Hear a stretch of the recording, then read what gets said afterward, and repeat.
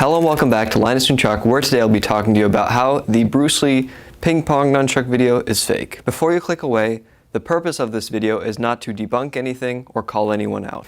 Instead, this video will be an educational one where I'll be talking to you about how nunchuck styles have changed over the years. For almost as long as I've been doing YouTube, people have been constantly asking me how I can teach them to play ping pong with nunchucks. And while I am not someone who will tell you what you can and cannot do, playing ping pong with nunchucks is pretty much impossible and has never been done before. For those of you who do not already know this, the Bruce Lee ping pong video was actually a Nokia commercial created in 2008. This advertisement for a special edition Nokia phone was made by an actor in special effects. So now that we have that out of the way, let's look at some of the styling differences between actual Bruce Lee nunchuck scenes and this advertisement. Bruce Lee is given much of the credit for popularizing nunchucks in modern culture. As one of the pioneers of nunchuck spinning, you can see that he has a very different style from what is typically used today in, say, nunchuck spinning competition. When you analyze the advertisement video, you can see that the person spinning the nunchucks is using a much more modern nunchuck spinning style than what Bruce Lee used. One of the ways that you can tell this is by the grip that the actor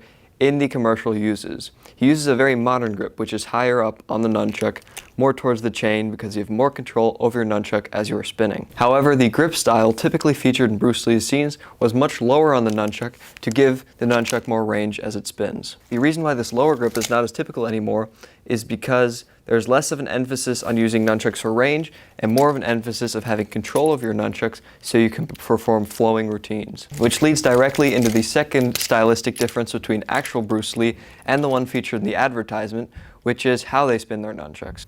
Whereas real scenes feature a lot more sporadic stops and strikes in them, the advertisement scenes do not. In the advertisement, the actor uses a lot more flowing spins and redirects that keep the nunchuck in motion at all times, which is not typical for the older styles of nunchuck spinning. The development in the flow used while nunchuck spinning is a real indication of how nunchucks have moved away from their primitive weapon form and have become more of an art form.